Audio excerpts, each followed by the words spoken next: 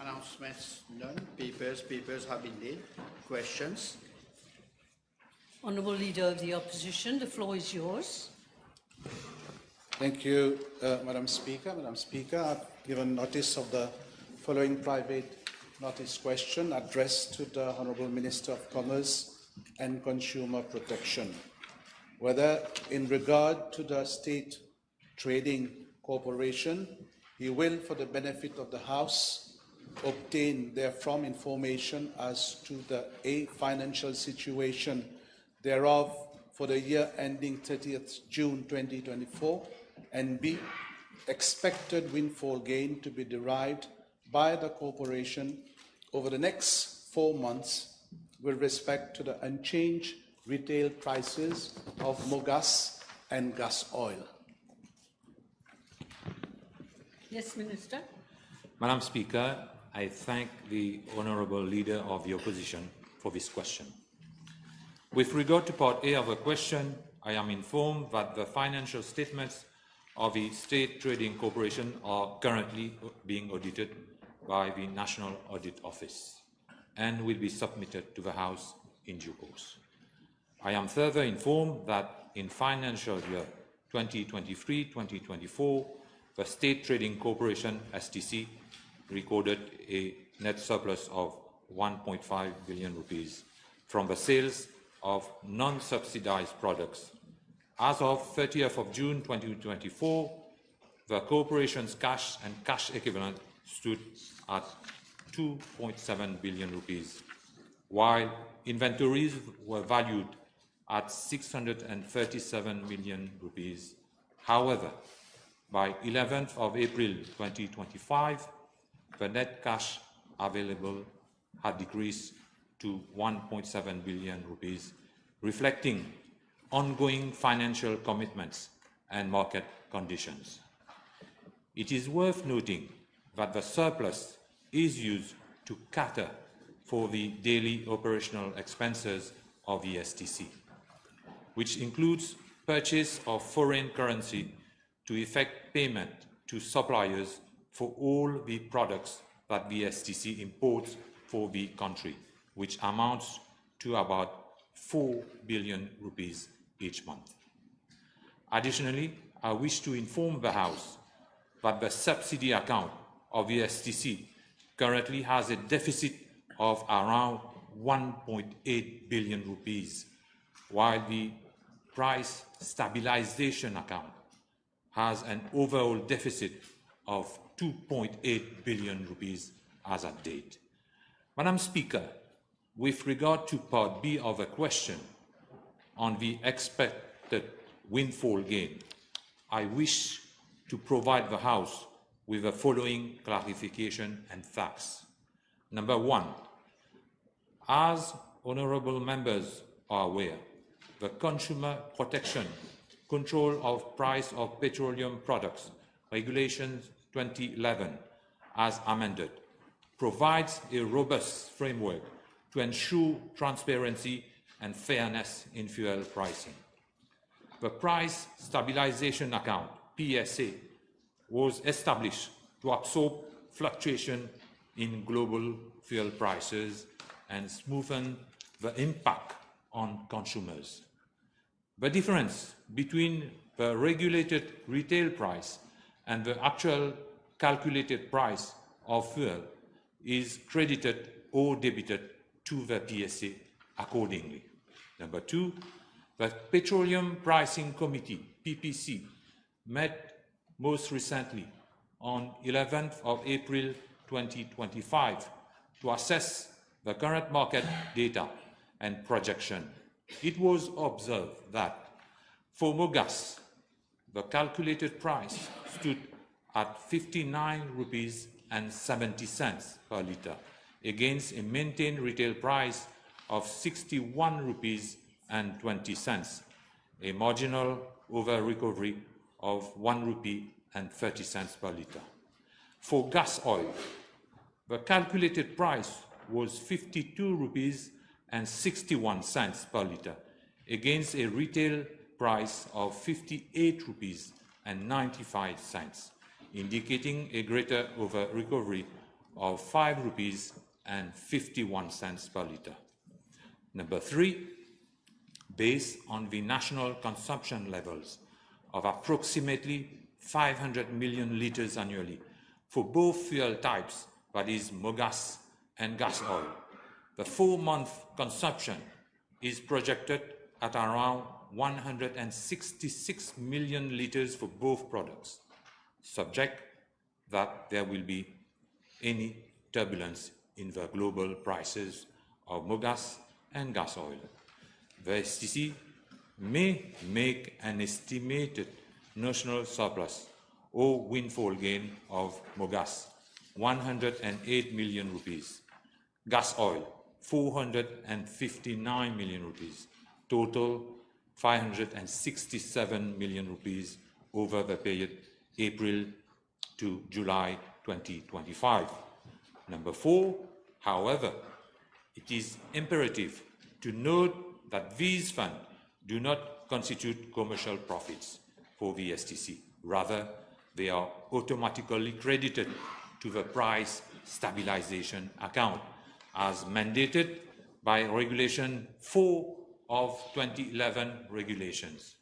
These proceeds are used to compensate for past period of under-recovery when global prices exceeded retail prices, build reserves to mitigate future volatility in global petroleum markets, safeguard the purchasing power of consumers through stable pricing.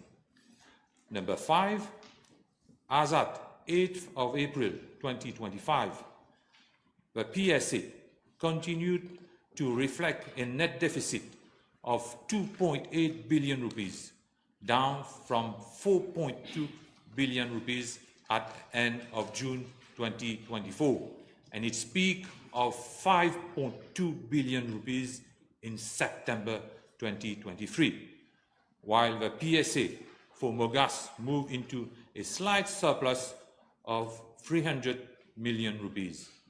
The PSA for gas oil remained in deficit to the tune of 3.1 billion rupees.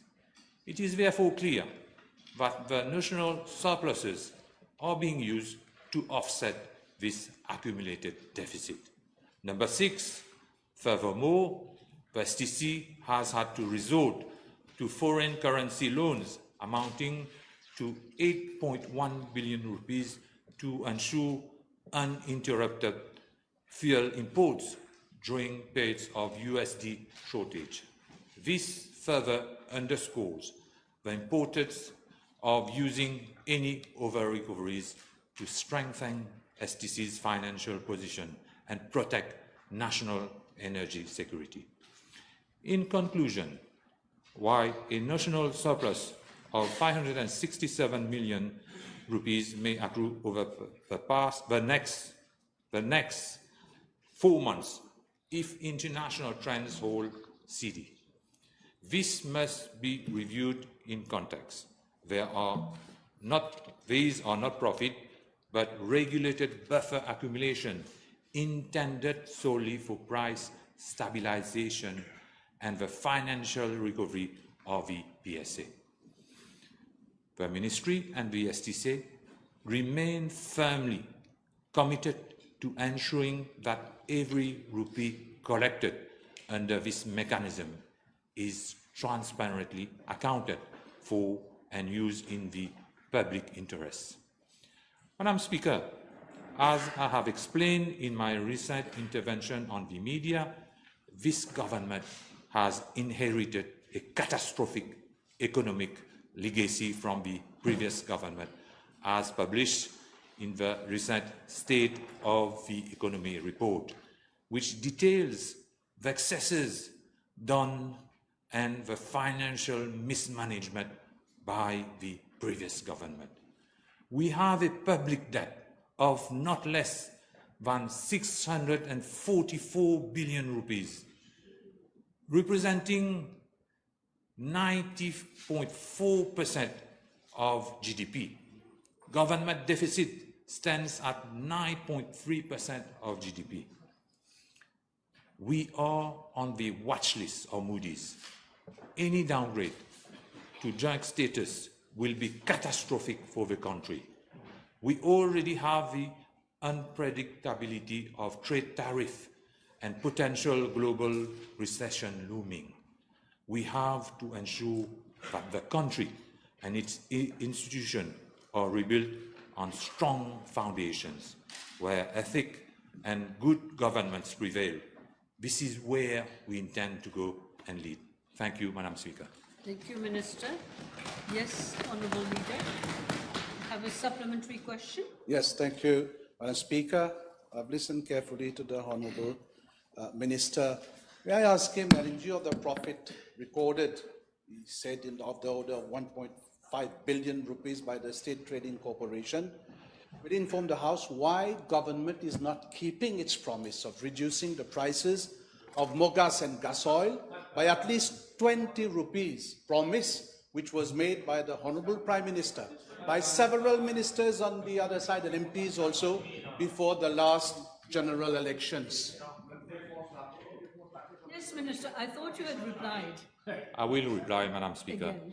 Okay. Madame la Présidente, le MSM nous a laissé un héritage lourd et déficitaire dans la plupart des ministères éco-paritatifs. On note les suivants. Ce monsieur, il était ministre, le leader de l'opposition. I rephrase. Le leader de l'opposition était ministre de l'énergie. À la CEB, il y avait 243 millions de déficit. Mal géré, malheureusement. C'est pourquoi on voit la STC partout. La CW a enregistré un déficit de 300 millions. La Wastewater Management Authority, un déficit de 527 millions. Et il y a des emprunts partout. À la STC, je l'ai dit dans ma réponse, le subsidy account de la STC a un déficit de 1,8 milliard de roupies. On a hérité, Madame la Présidente. Et aussi, la PSA a un déficit de 3,4 milliards de roupies en novembre 2024, avait un déficit en novembre 2024. Et aujourd'hui, ce déficit a été réduit à 2,8 milliards de roupies. Et je dois aussi dire que nos promesses, on va les faire. Je dois vous dire, Madame la Présidente, que some of our measures in our program had been implemented. Some will be implemented in the next month. Some will be implemented next year. We will do whatever to do to redress this country. We will do everything to redress this economy. Thank you. Another question? Yes, Madam Speaker. The Honourable Minister is trying to make us understand that they were not aware of the situation at the level of the PSC. Madam Speaker, the STC has press releases every time the Petroleum Pricing Committee sits. So they were very much aware of the situation. Then why did you make that promise to the population? I'm sorry, one moment. Are you questioning him on his action or on his promise? Minister, do you want to reply? I can reply, Madam Speaker. I would tell him why he did not do the Don't call him. Okay, no problem. Madame la Présidente, au niveau de la PSA en 2023, le 30 septembre 2023, il y avait un déficit de 5,2 de milliards. Ce qu'il propose, le leader de l'opposition, Voilà. il aurait pu le faire avant, en 2023. Voilà. Mais nous, notre priorité, c'est redresser l'économie. C'est ça qu'on va faire. Et soulager les consommateurs quand on pourra le faire. Et on est sérieux, on va le faire. Merci. L'honorable German. Thank you, Madam. PNQ is my question time, Madam Speaker. I need to finish my question, then you can give question to other members of Parliament. Yes, of course. This has been...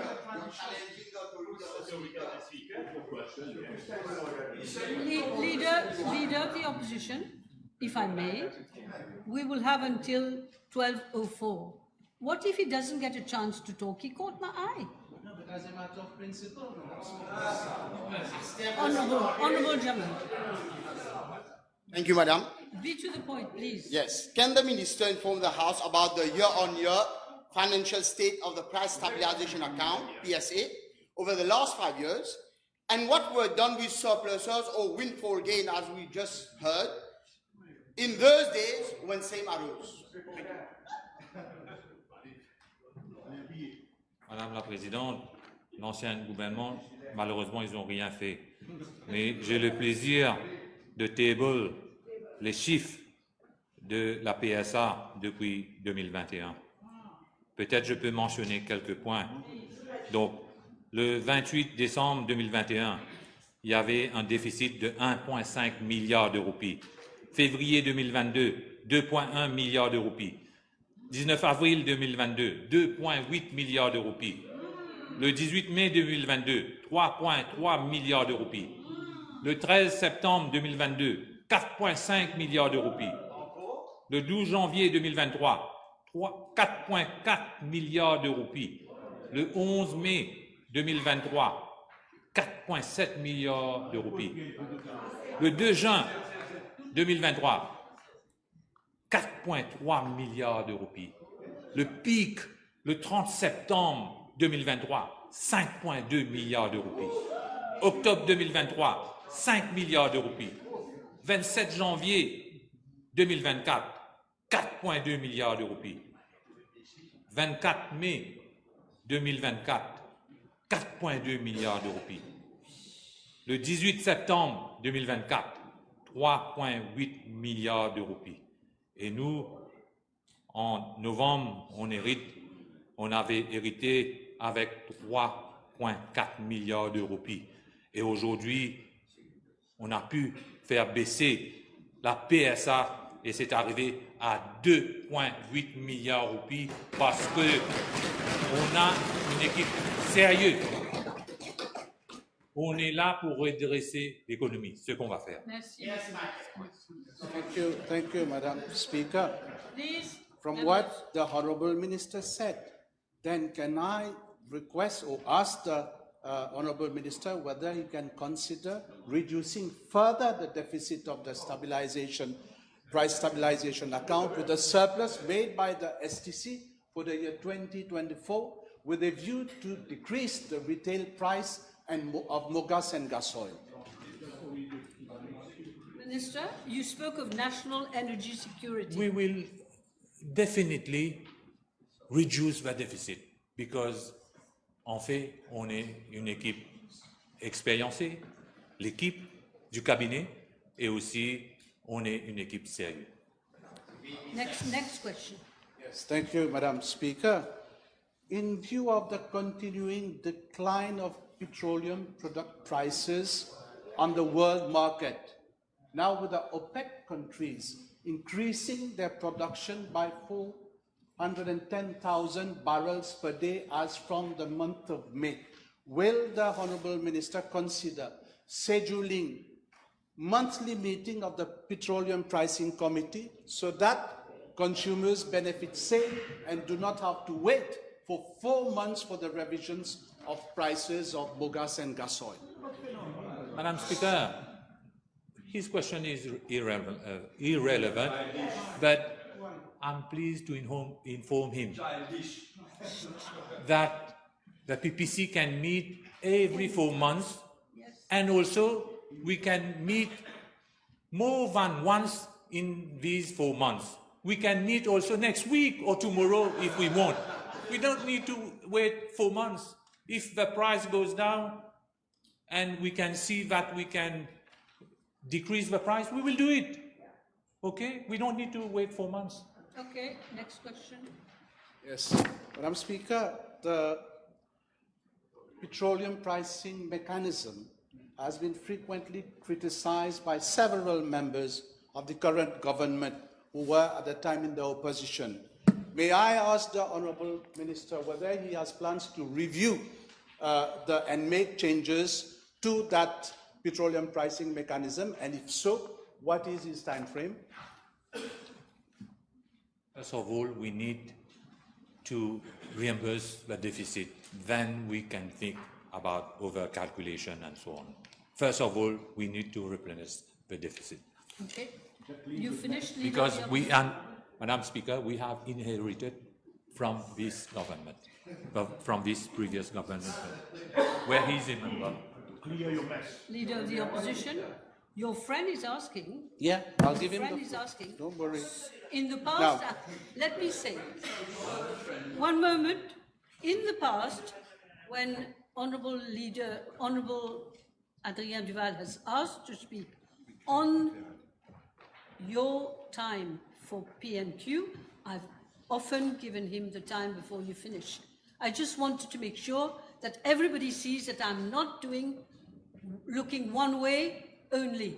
So you will give him time, perhaps. We don't have much time left. I have two last questions. Okay, well, maybe he won't get time then. Now, with regard to the price structure, in the electoral manifesto of the actual government, under the heading Coût de la vie et pouvoir d'achat, it is stated that government will review the price structure of mogas and gas oil with a view to reduce the retail price. May I ask the Honourable Minister whether this is still on the agenda of government, and what is the time frame? I think he's already No, answered. on the price structure, madam. I'm sorry. Everybody's going to be a speaker today? Des fois, même question. I'm here It's the same until question. very late and the day is very young. Yes, Prime Minister, the day is young now. So I want you to be, I mean, we can do the usual, but the day is young. We've got plenty of time. And time is running. So he's already replied to that question. Your last question? I can reply, Madam. Okay, price structure. Price structure. Madam Speaker, in fact, as I have said before, the PSA has a deficit. We have a deficit of 2.8 billion rupees right now. We need to reimburse this deficit. And then as from there, we may decide. It will be a government decision to see whether we will review the price structure. But first of all, we need to look for this money, the deficit that they created. Thank you. That's enough. Last question. Honourable Leader. Speaker, will the Honourable Minister agree that there is a growing frustration and anger among consumers with the recent decision to maintain the status quo on the prices of mogas and gas oil? And also not only on that, on the high prices of foodstuffs, despite the government promise to tackle the cost of living crisis.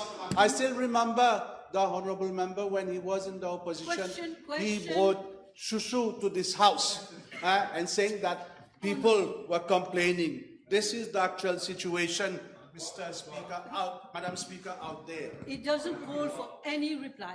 I have Mr. Ramdas who has asked, and then you. Speaker, Madam Speaker, would the Honourable Minister be in a position to enlighten the House as to the composition of the board of the STC, if he has this information available, of course? Yes? Is that okay? Can you? Yes, Madam Speaker, I have the composition of a board of the STC, you said, eh? So, yes, I can table it. The chairman is Dr. Leku Takesh, but I will table the details. You will table. Yeah. Yes, Mr. Duval. Madam Speaker, does the Minister not find it most unfair that the retail price, the CIF price, sorry, for example, of mogas is 26.8 rupees, and the retail price is 61, more than double, due to taxes.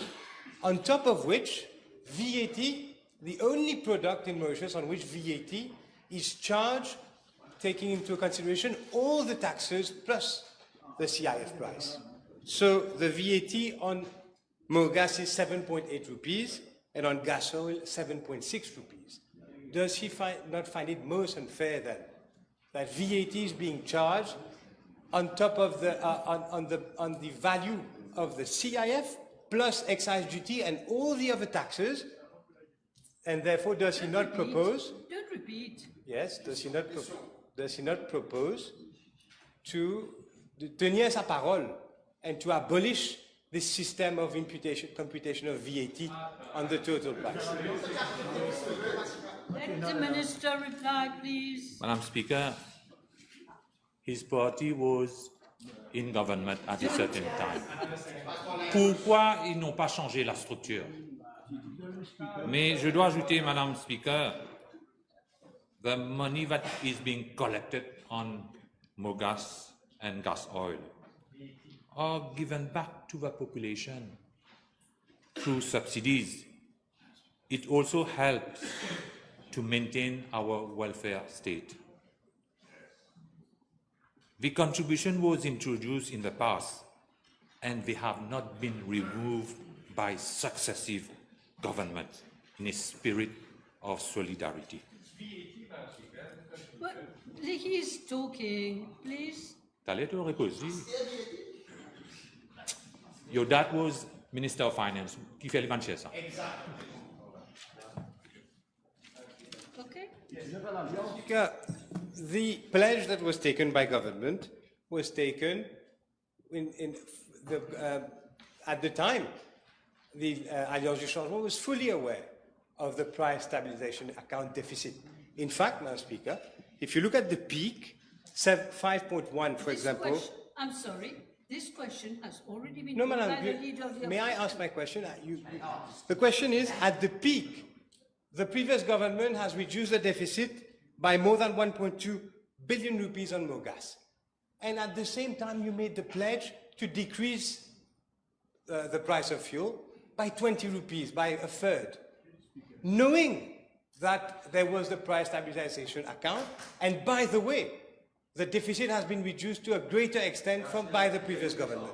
The question is, why then have you made such a pledge? Speaker, we were not aware of the state of the economy at this time. On a hérité une situation catastrophique. Premièrement, il faut redresser l'économie le plus vite possible. C'est ça qu'il faut faire. Il faut mettre de l'ordre. Et c'est pourquoi, entre-temps, on voit qu'il y a beaucoup de soucis dans plusieurs ministères. Et on a vu à travers les médias que FCC est en train de faire beaucoup d'enquêtes. Beaucoup d'anciens ministres font le va-et-vient entre la FCC et chez eux. Et on a vu les dégâts que ces ministres et l'ancien gouvernement qui ont fait. Malheureusement, on a hérité. Il faut reconstruire le pays actuellement. Et on va le faire ensemble avec le peuple. Next question. Thank you, Madam Speaker. Can the Honourable Minister inform the House about the composition of the Board of Petrol Pricing Committee? Madam Speaker, yes, I don't mind to table C'est pas la même chose. Je crois the list, the composition of the Petroleum Pricing Committee. Okay, I have a paper. Yes, all right. I got 2 minutes left. Everything? Okay. Okay, now we move on.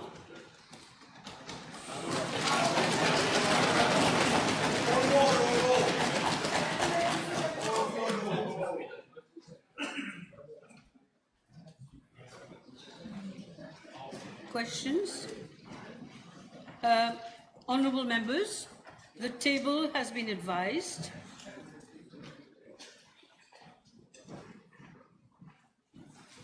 Non, c'est bon là.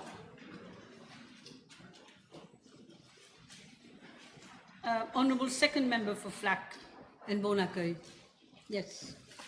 Mr. Bichou. Oui, Madame la Présidente, B355, s'il vous plaît. Madam Speaker, I'm informed by the MRA that the total number of VAT registered entities, including companies and persons, was as follows. In 2019, 16,231. In 2020, 17,393. In 2021, 19,368. In 2022, 21,543. In 2023, 24,046. And in 2024, 26,467. Regarding Part A of the question, I'm tabling the number of VAT registered entities, including the number of companies and persons. As regards Part B of the question, the total amount of VAT collected was as follows. In 2019, 13.8 million. In 2020, 29.6 million. In 2021, 31.5 million. In 2022, 43.4 million. In 2023, 50.6 million. And in 2024, 57 million. Thank you, Prime Minister. Yes. Honourable First Member. Yes. Yes, please. Yes, Madam Speaker, from information I gather, some 20,000 businesses ceased operation from 2019 and 2024. No doubt thousands of SMEs ran out of business due to an average inflation rate of 3.5%. Since the VAT threshold of 6 million rupees has remained unchanged for almost a decade, will the Honourable Prime Minister and Minister of Finance, out of compassion, kindly consider to increase that VAT threshold in order to support SMEs who are the backbone of this economy? In fact, when you say for a decade it hasn't changed, it has, well, nearly, it was 4 million in 2015 and it became 6 million. But the problem is, as Honourable Minister of Commerce has said, we have a huge debt. I cannot afford to allow the debt to increase. We just cannot do it. Yes. Okay, the Honourable First Member for Lacave and Phoenix. PQB 356, please. Madam Speaker, I'm informed by the Commissioner of Police that the Phoenix Police Station is housed in its current location since 1959. The Phoenix Police Station serves an extensive jurisdiction covering approximately 21 square kilometers with an estimated population of 125,000 residents. It provides law enforcement services to several localities, including commercial zones and shopping malls. I'm further informed, Madam Speaker, by the Commissioner of Police that a tender has been launched on the 28th of March 2025 for the construction of a new modern police station at Phoenix. The new police station will be constructed adjacent to the existing building and is designed to meet the contemporary needs of the police in the region. The construction is expected to start in August of this year. Yes. All right. Honourable Third Member for Beaubassin Petite Rivière. B357. Madam Speaker, as regards to Part A, 1 and 2 of the question, I'm tabling the information requested by the Honourable Member. However, I wish to highlight that from 2019 to 2024, out of a total of 2,511 recruits, 159 have resigned for various reasons. With regard to Part B of the question, the starting salary for temporary police constables or women police constables is 18,650 monthly rupees. After completion of the recruit foundation course, which varies from 6 to 9 months, they are also paid a salary compensation of 4,010 rupees, which then brings their gross salary to 22,660. Merci, Madame la Présidente. Le Premier ministre peut-il informer la Chambre quels sont les critères de recrutement pour la force policière qui sont actuellement en cours? This is the same criteria laid down by the Discipline Forces Commission, Madam Speaker. I believe myself, when I was Prime Minister, I asked for it to be changed to lower the entry requirements. Okay. Madame la Présidente, le Premier ministre peut-il nous dire comment est calculé le nombre de policiers qui doivent être recrutés chaque année et combien de policiers doit-on avoir dans chaque poste de police? Si jamais il a les informations, bien sûr. Difficult to say that. In fact, it's like asking how long is a piece of string. We just can't say that. I don't know. They recruit, apparently, they recruit when they feel a need for recruitment. This is what we are told. Yes. Merci, Madame la Présidente. Le Premier ministre vient de nous dire effectivement qu'il compte revoir les critères de recrutement dans la mesure du... Non, c'est pas ça qu'il a dit. Mais moi, ma question est la suivante, Madame la Présidente. Ne pense-t-il pas que la qualification académique minimum pour la force policière, et je vais dire pourquoi, devrait être le school certificate, mais aussi privilégier le physique? Parce que de nos jours, quand nous sommes sur le terrain, le constat qu'on fait, malheureusement, ce sont des policiers qui n'ont pas le physique de l'emploi. Le Premier ministre peut-il nous dire s'il compte revoir ces critères et favoriser les recrues qui ont un physique à faire douter les voyous? Thank you. Thank you. I believe that's what I said. I believe that I myself... Very interesting. Next life. I believe I myself, when I was Prime Minister, I asked, and it was done, that would reduce the entry requirements to a lower level. And as for the physical, I've already mentioned that. But I think I must agree there are certain cases where we see. It exists already. It exists, I think, as far as I know, because I asked for it to be reduced. I think it has been reduced, because I remember Père Grégoire came to see me to thank me for that, because he felt that certain communities were being discriminated. But as you say, I agree with you that it must be the physique of the person is very important. Must be.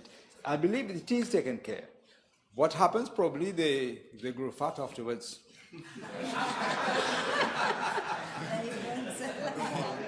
But they go for training. They do training every day, from what I know. Yes. Where are we now? Third member for Port Louis North and Mortaino, Mr. Kazer. Thank you, Madam Speaker. PQ B358, please. Madam Speaker, as announced in the government program of 2025-2029, my government will introduce biometric passport with advanced encryption and anti-tampering mechanism. The biometric passports, known as e-passports, will incorporate biometric data, which will facilitate the verification of the identity of the passport holder. It will also reduce the risk of identity fraud. It will also ensure faster immigration clearance and visa waivers for many countries. Many countries tend to waive the visa requirement if you have this biometric passport. My office, in collaboration with the Minister of Information Technology, Communication and Innovation, is currently working on the specifications of the biometric passport. There was an attempt to do that in the past, but there are ça paraît très louche. Yes. Honourable First Member for Port Louis North. Thank you, Madam Speaker. B359, thank you. Madam Speaker, I'm informed by the Commissioner of Police that in accordance with Section 131 of the Police Standing Orders, the responsibility to determine the section of the law under which charges are preferred against accused parties rests upon completion of the inquiry, and it is as follows. For cases classified as crimes, it is by the Superintendent of Police or above. For cases classified as misdemeanors, by Assistant Superintendent of Police and above. For cases classified as contraventions, by Chief Inspector of Police, and above.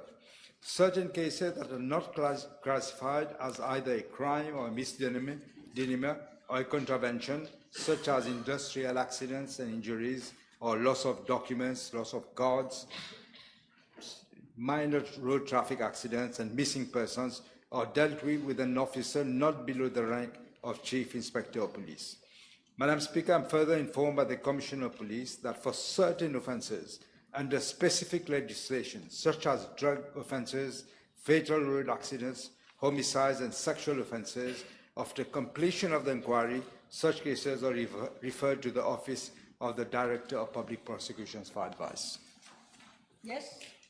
Thank you, Madam Speaker. Will the Honourable Prime Minister agree with me that sometimes the charges against suspects are not proportionate with the offences?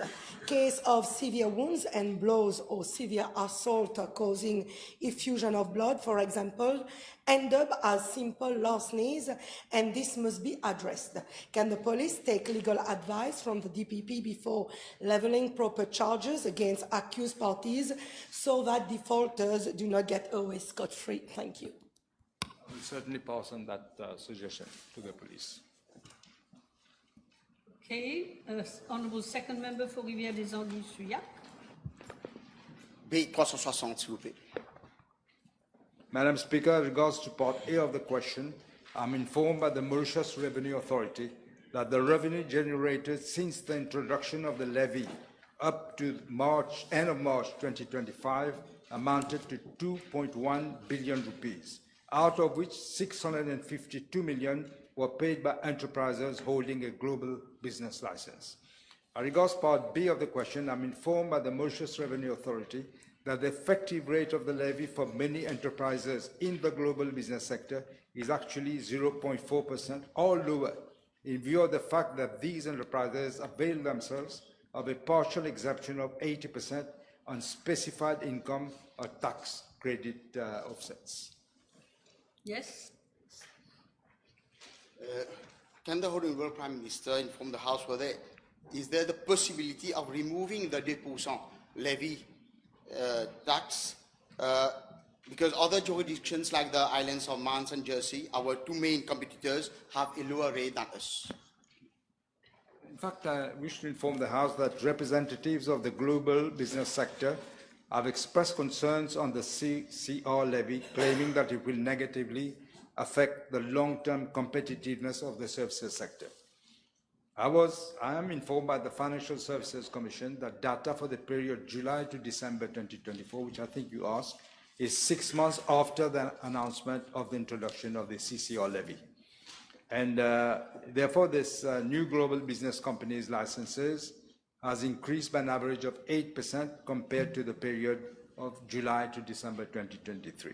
Now, these concerns are being analyzed by my ministry together with the Ministry of Finance Services and Economic Planning in consultation with the Mauritius Revenue Authority, the Financial Services Commission, and other concerned stakeholders.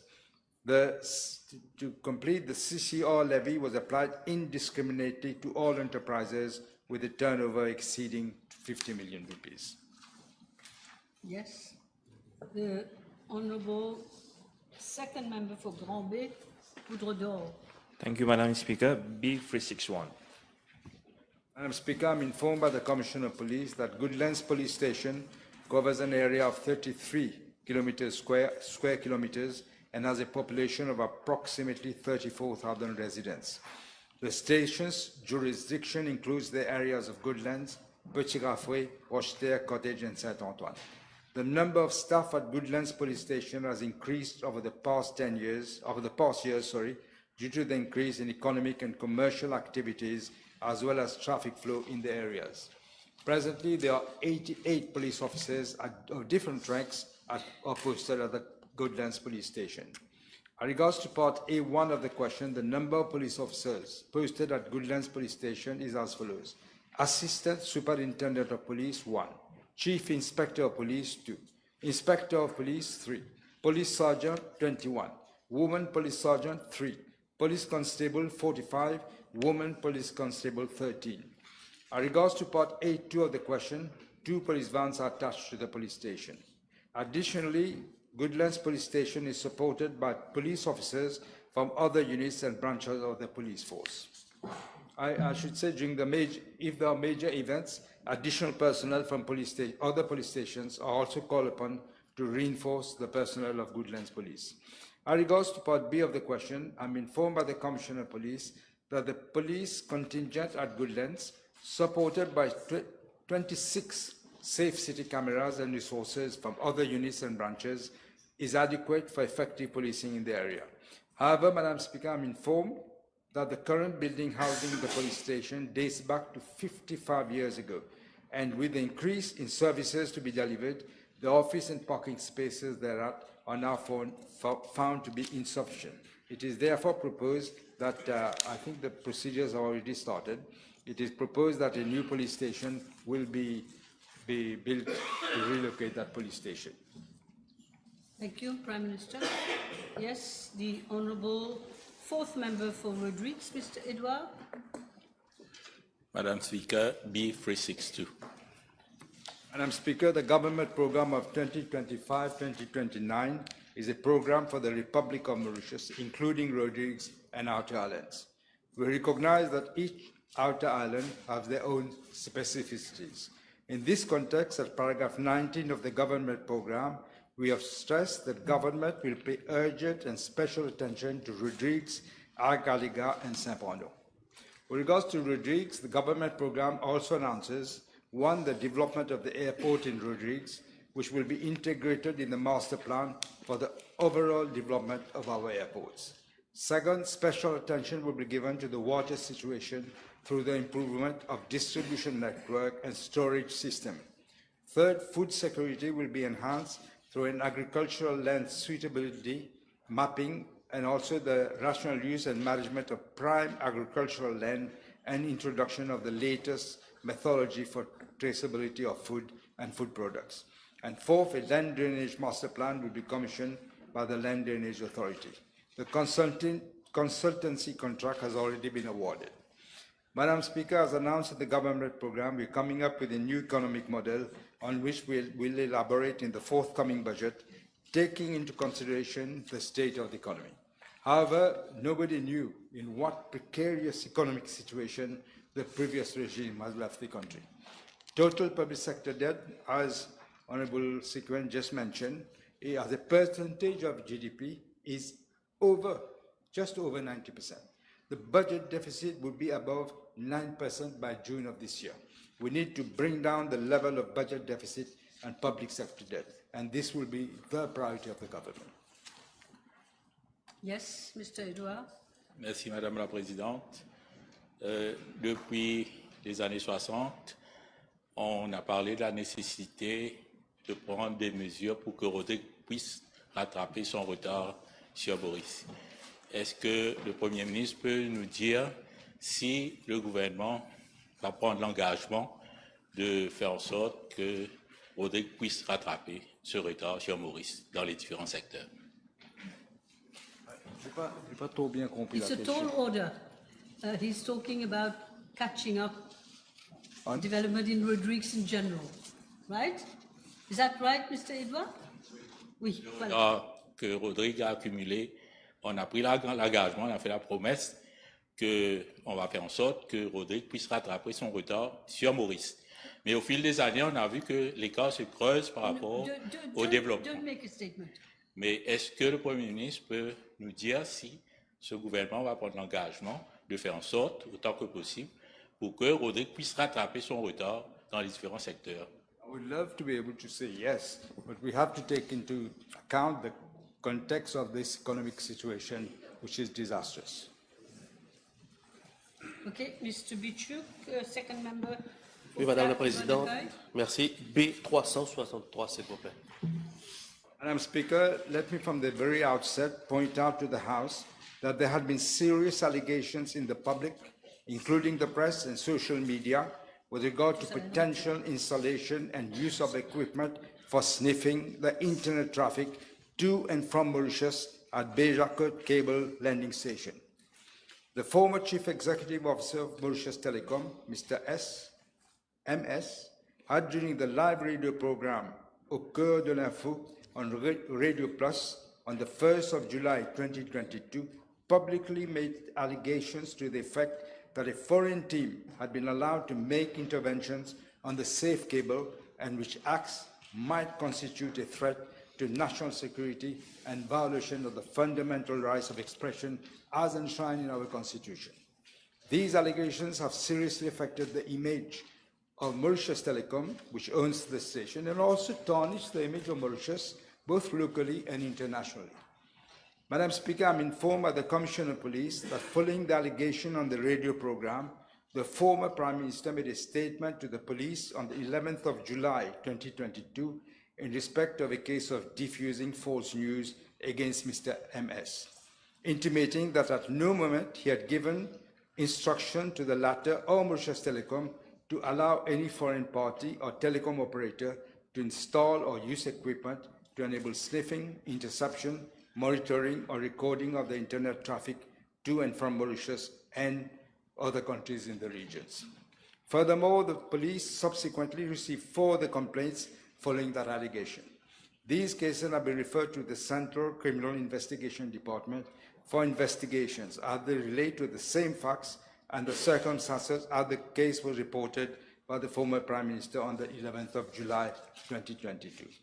In the course of police investigations between the 11th of July to the 3rd of February 2025, 23 persons were interviewed in connection with the cases and the statements were recorded. As on 10th of April 2025, no person has been arrested in connection with these cases. And surprisingly, no one had been before. The inquiry is going on, and I'm setting up, I should say, a national crime agency, which I mentioned before, which will enlist the services of foreign investigators to shed light into such high-profile cases. Thank you. Yes. Honourable second member for Vieux-Grand-Port, Rosbel, Mr. Siebel. Yes.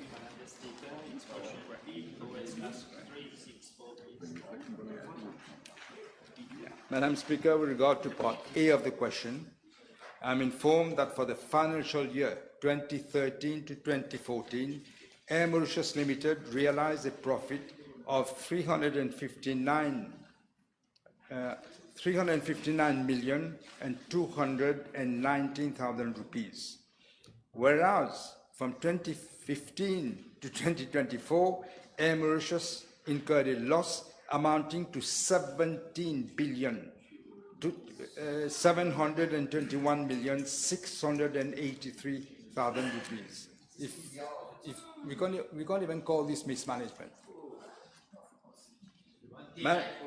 Madam Speaker, I'm also informed by Air Mauritius Limited that during the financial year 2017 to 18, the company disposed of one A340-300 aircraft on a sale and leaseback arrangement, and this incurred a loss of 107 million rupees and 800,000 rupees. 107,800,000. In the financial year 2021-2022, when the company was placed under voluntary administration, the following aircraft were disposed of. In June 2021, two A319-100 aircraft and consequently losses to the tune of 338,100,000 rupees. In November 2021, one A330-200 aircraft was sold and a loss amounting to 637 million rupees was recorded.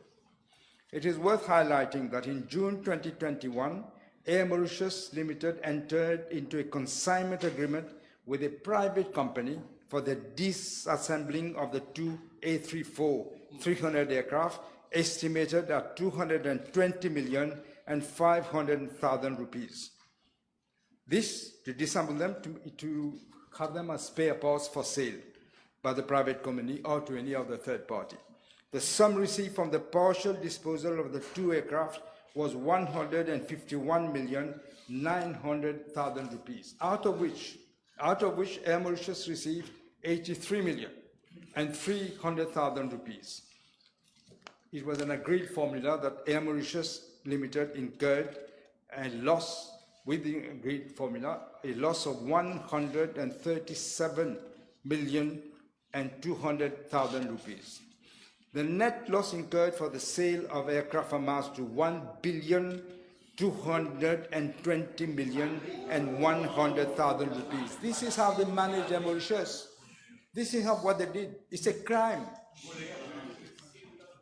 As regards to part B of the question, I'm informed that government has not injected capital directly in Air Mauritius, but it did so indirectly through Airport Holdings Limited by providing the latter with an advance of 12 billion rupees in September 2021 in the context of the watershed meeting to enable the company to provide funds to Air Mauritius Limited.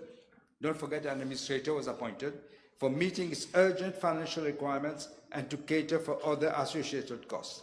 I'm informed that this advance was used by AHL as follows: 9.5 billion as loan to Air Mauritius, 812 million for acquiring shares of Air Mauritius Limited, 42 million for acquiring shares of Point Coton Resort Hotel Company Limited, 135 million rupees for acquiring shares of Jet Prime Limited, 14 million rupees injected as capital in subsidiaries of AHL, 1.007 billion rupees as loan to subsidiaries of AHL, and 324 million for the acquisition of floors at Medco building.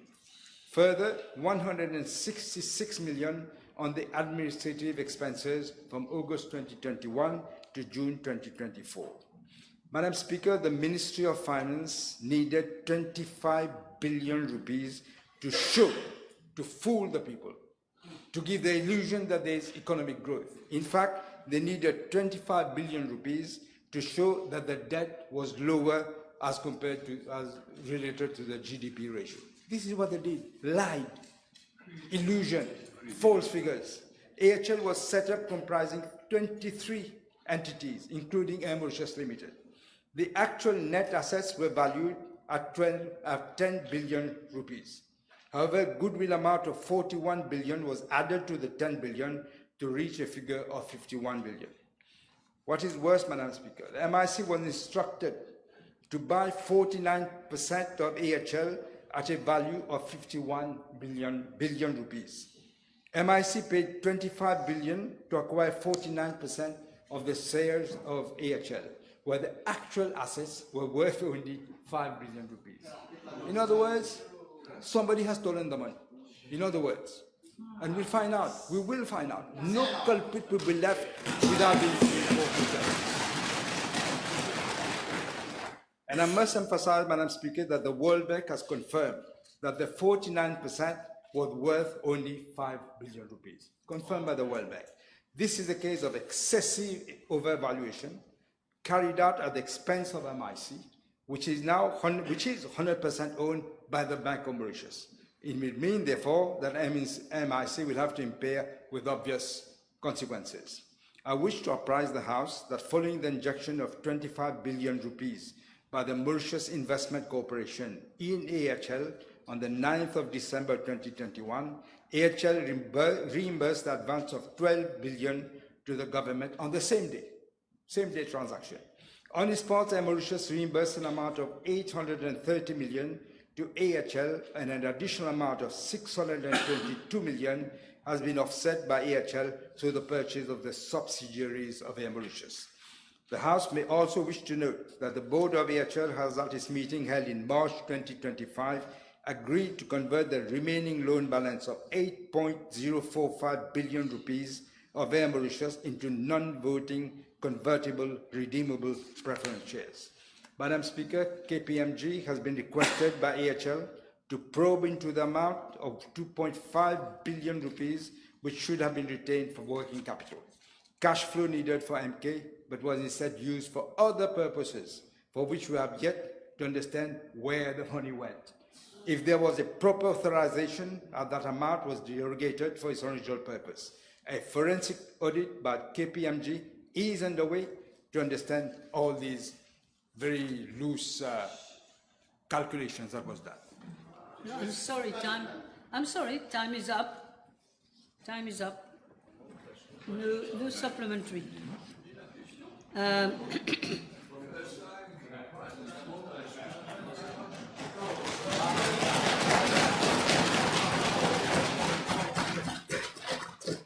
Honourable members, the table has been advised that the following PQs have been withdrawn: 366, 374, 381, I mean B, of course.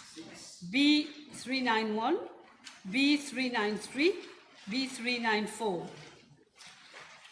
Okay. I now call on second member for Belrose Quatre-Bonnes, Ms. Anctil. Je vous remercie, Madame la Présidente. B365. Merci.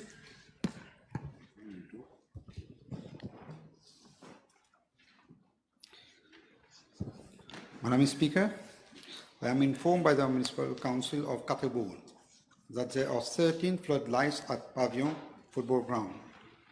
These are a combination of LED and halogen, and they are broad-beamed, high-intensity artificial light providing functional area lighting. With regard to part A of the question, the Municipal Council of Quatre-Bonnes has apprised that according to a survey carried out on 19 March 2025, 4 units of those floodlights were found to be defective and consequently have to be replaced. Quotations are being sought by the Council for the purchase of 4 LED floodlights to replace the defective ones by end of April 2025. In addition, in order to increase the luminosity thereat, the Council has decided to fix 1 additional unit of floodlight on each pole. This project will be undertaken in the next financial year.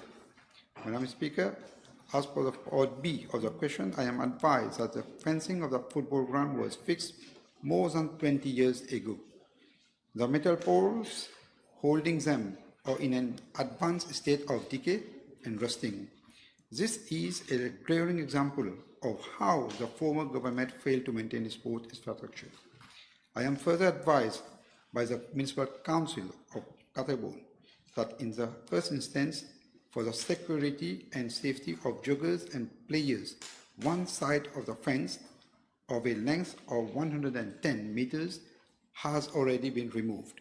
Actions is being taken to replace the defective fence of 110 meters out of 460 meters. Bids were launched under the Small Community Projects through restricted bidding on 7 March 2025. The closing date for submission was on the 18 March 2025. 3 bids have been received. The Executive Committee held on 3rd April 2025 approved the lowest substantially responsive bid. The expected start date of the works is on 30 April 2025 and the expected completion date is on 30 July 2025.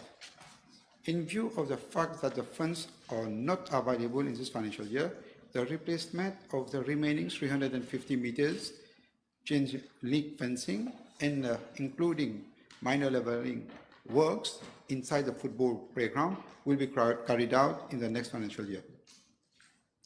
Madam Speaker, I am now answering part C of the question. According to the Municipal Council of Quatre-Bonnes, as a result of continuous use of the ground throughout time, the soil has settled and the rock were spotted at the playground.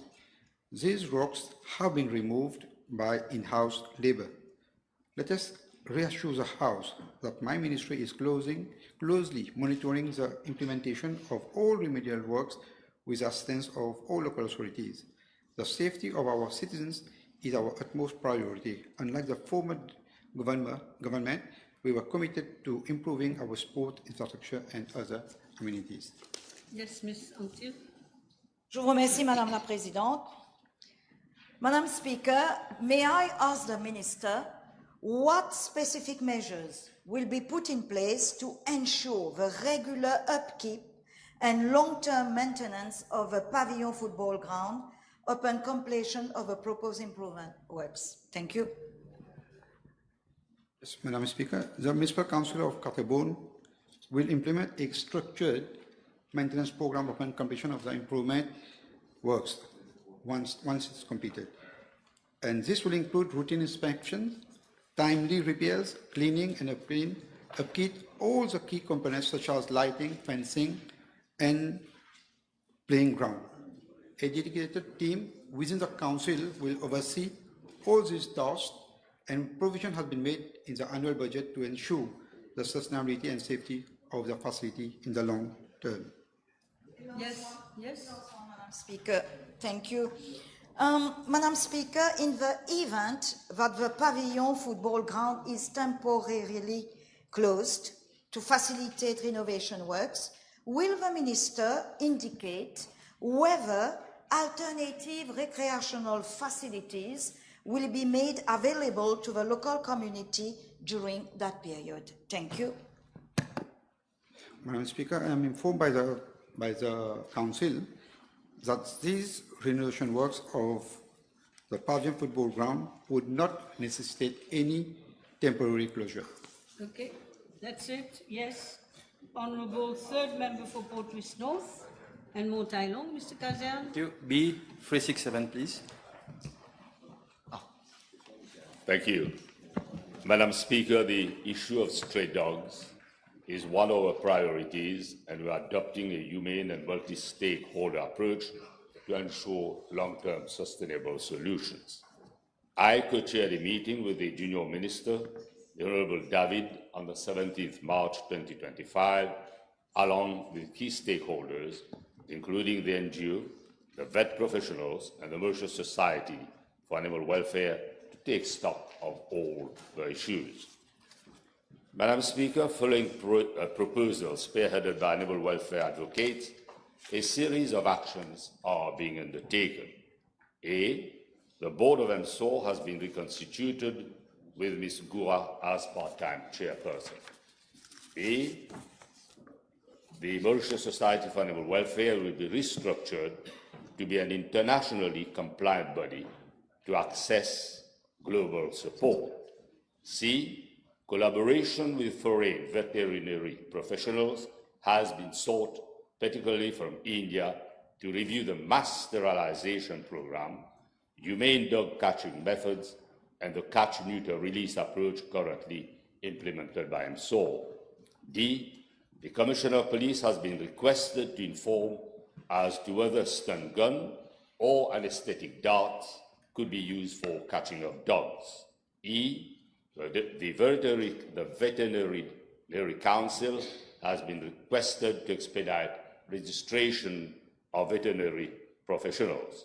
F, the Animal Welfare Act of 2013 is being reviewed to empower MSOR to act against animal abuse, regulate dog breeding and importation, and introduce stronger penalties for defaulters. J, a first meeting to review the legislation was chaired by the Senior Chief Executive on the 26th March 2025, a representative of NGOs, and all proposals received thereon will be examined by different subcommittees to expedite its coming into operation.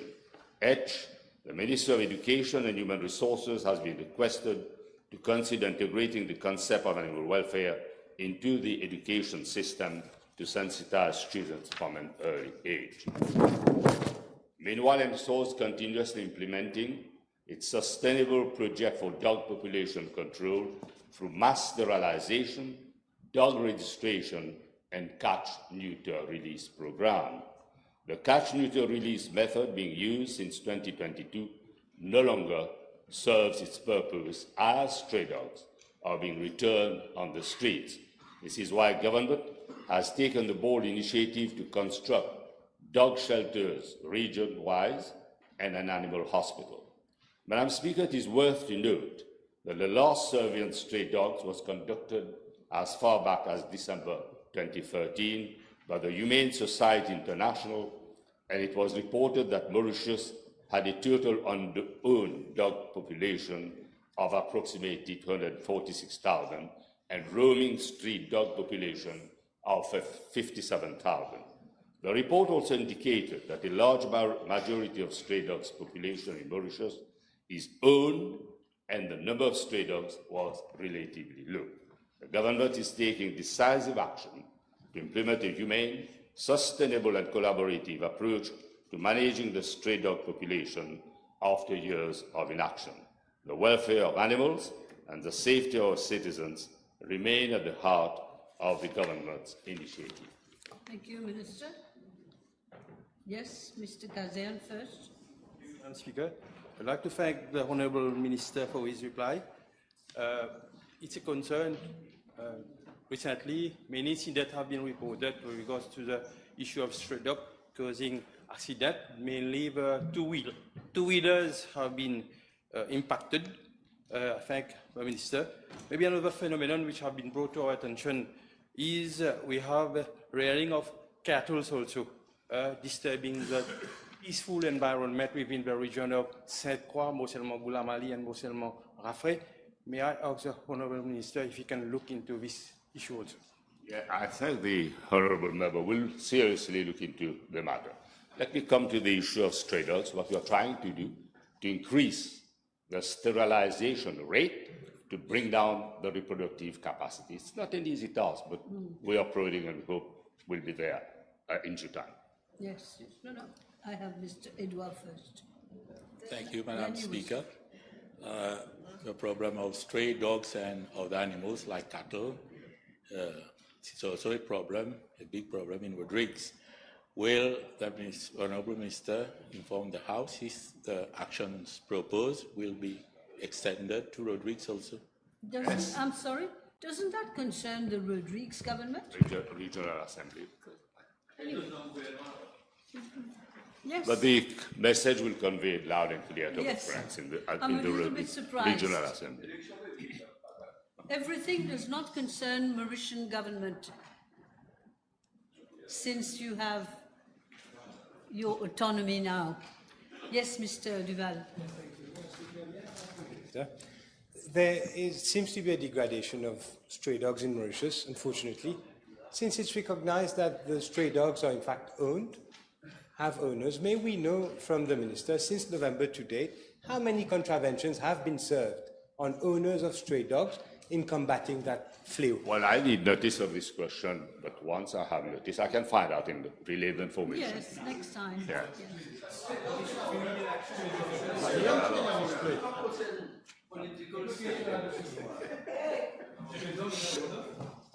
We got 15 more minutes to go.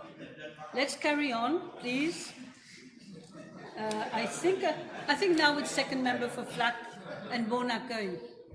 Yes, Madam. B368, please. Madam Speaker, I am informed that the region of Poste de Flac has been subject to recurrent flooding due to the swelling of Poste de Flac River during torrential rains. As the topography of the land is relatively flat, with wide floodplains, severe flooding problems have been encountered in this region since 2008.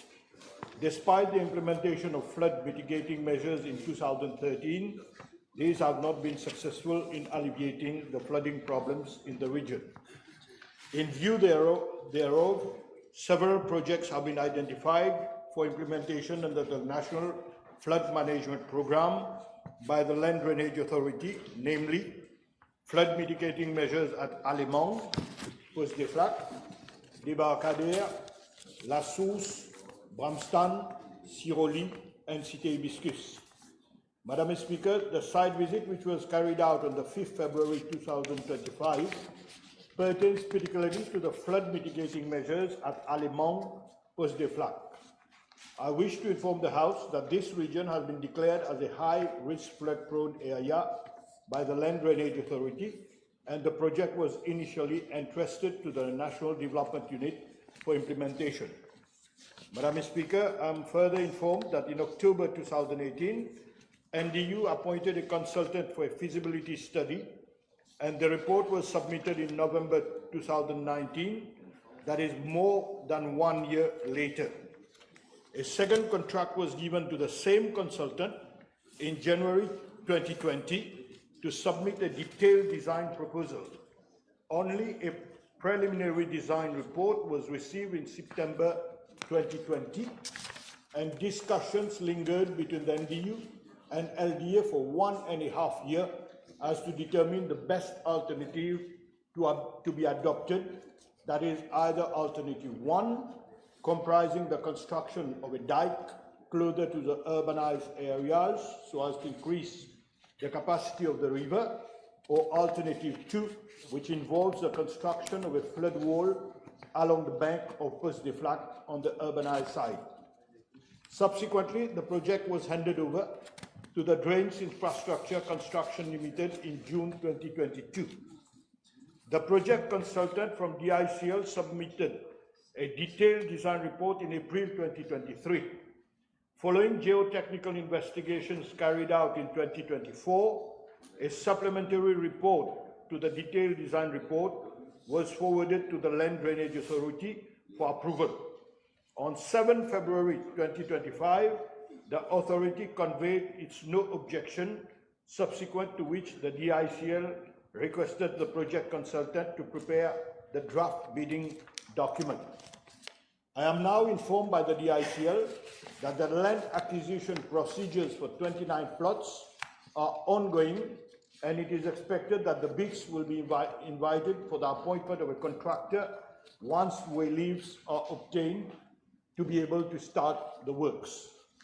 Madam Speaker, I would like to deplore the fact that it took nearly 9 whole years to start initiating actions to implement this project, least to say how urgent issues were being dealt with by the previous government. I'm reassuring the House that now my ministry will ensure that the works will be undertaken at the earliest possible. Madam Speaker, I wish to point out that in terms of short-term measures, the dredging of Poste des Flaques River was carried out by the NDU in November 2023 and by the District Council of Flaques in November 2024, respectively, in view to mitigate the risks revealing flooding. Furthermore, I am informed that the District Council is undertaking regular cleaning works and removal of debris and aquatic plants that obstruct water flow to prevent flooding. Yes. Next question, member for La Caverne Phoenix. First member, please. Thank you, Madam Speaker. B369, please.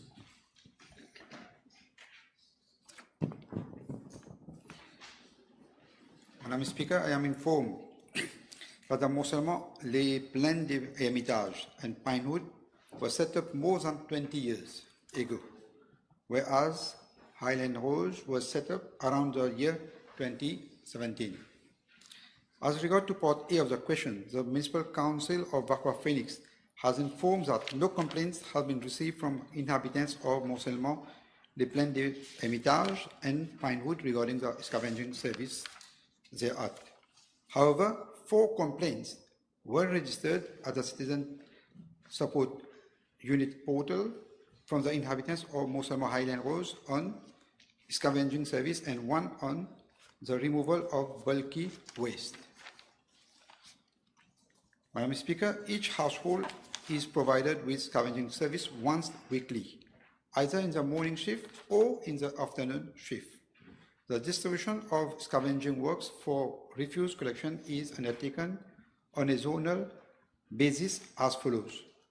First, Morcellement, les plaines d'Hermitage, morning shift, Monday for zone 1 and Tuesday for the remaining zone. And in the afternoon shift is only Tuesday.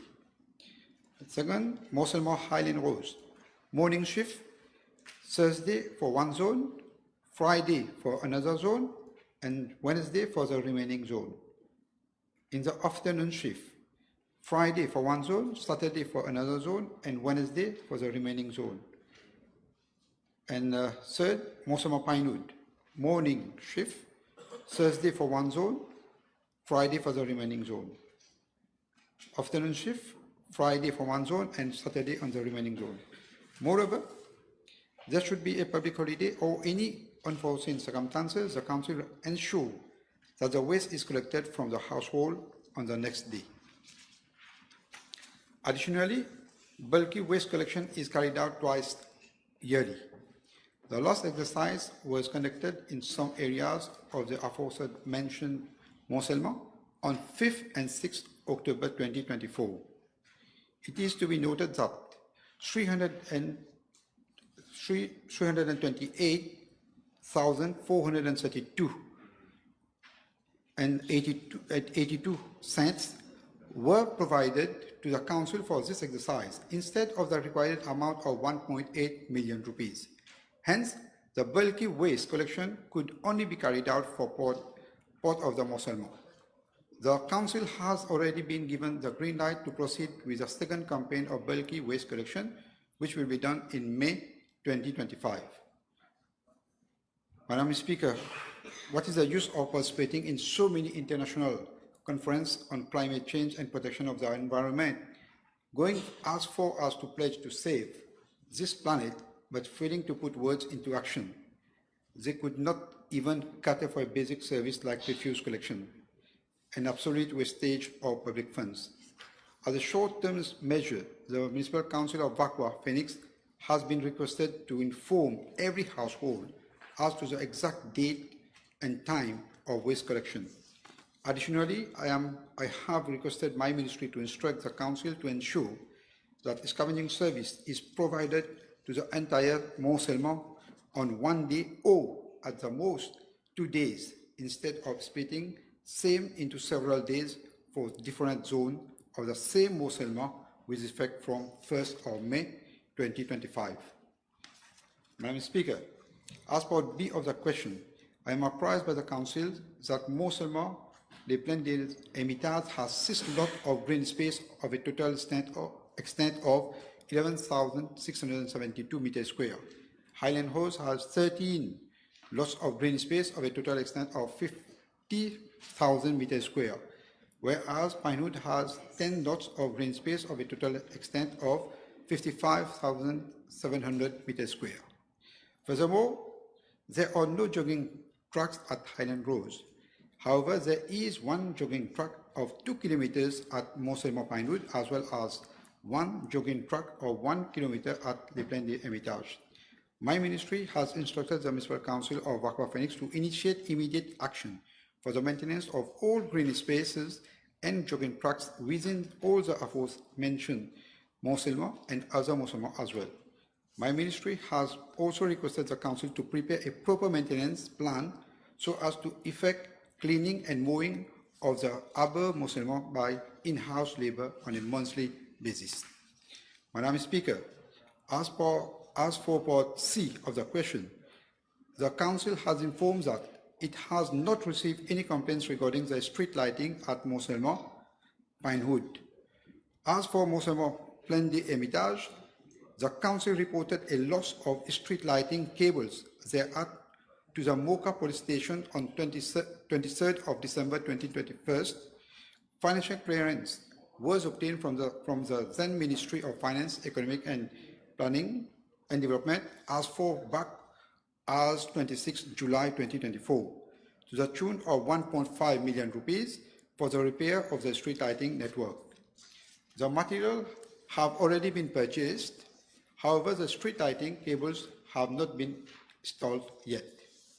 Nevertheless, I wish to reassure the House that this government is here to work for the betterment of the inhabitants. The lost cables at Mont Selma, Les Plaines des Hermitage, will be replaced by the in-house labor, and the works are expected to start as from this month itself.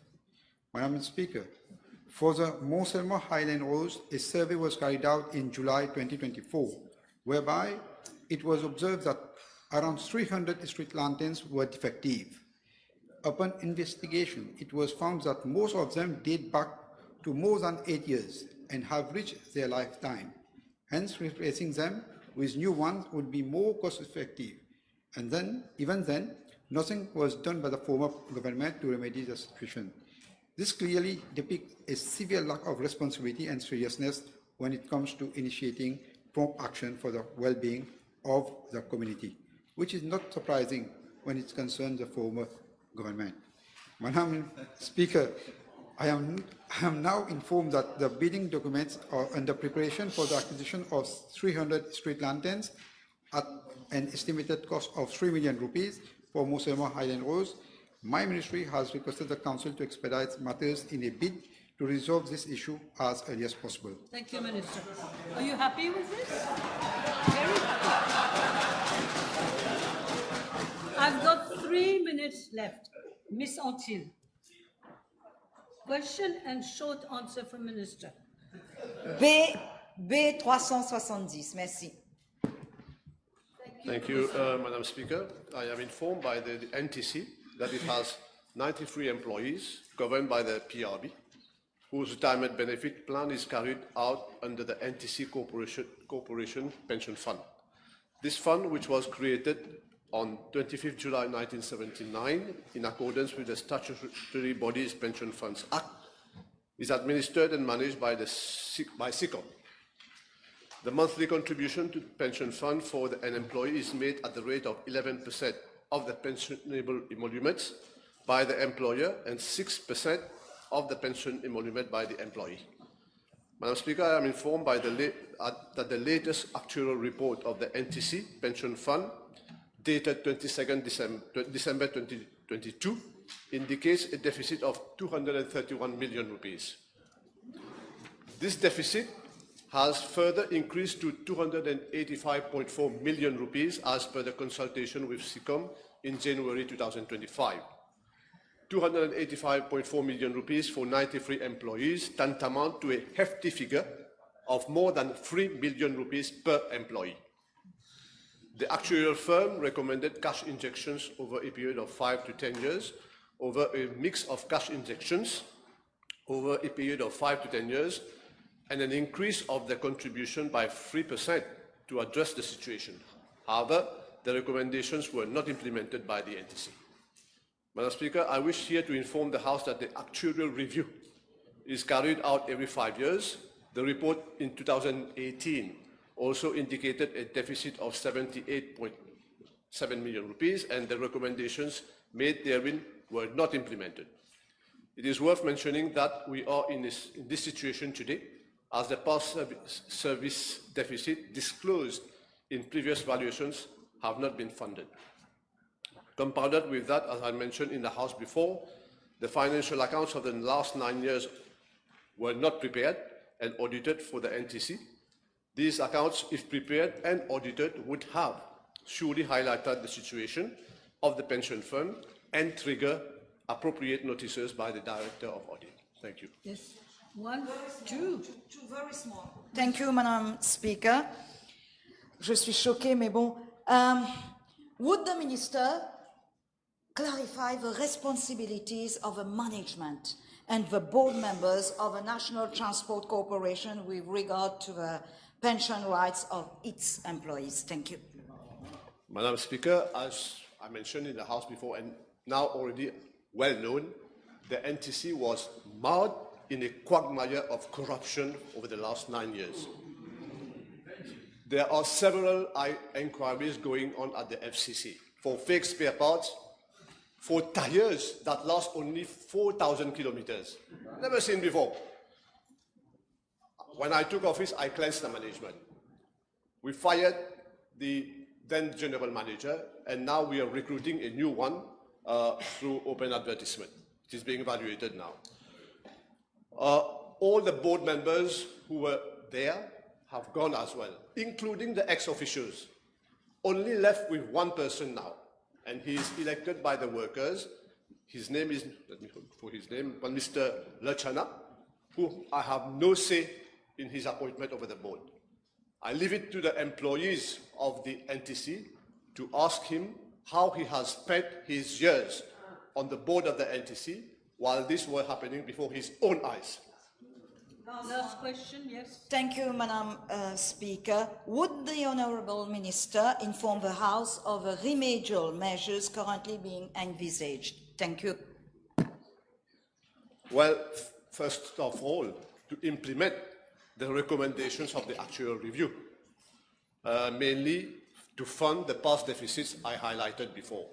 However, the NTC is now in a financial situation that it is in, and we will only know the state of affairs once the audited accounts have been completed.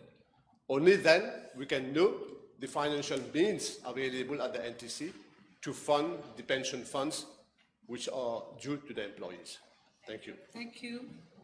I think we will break for an hour and a half. This time I'm not mistaken. We're coming back at 2:30.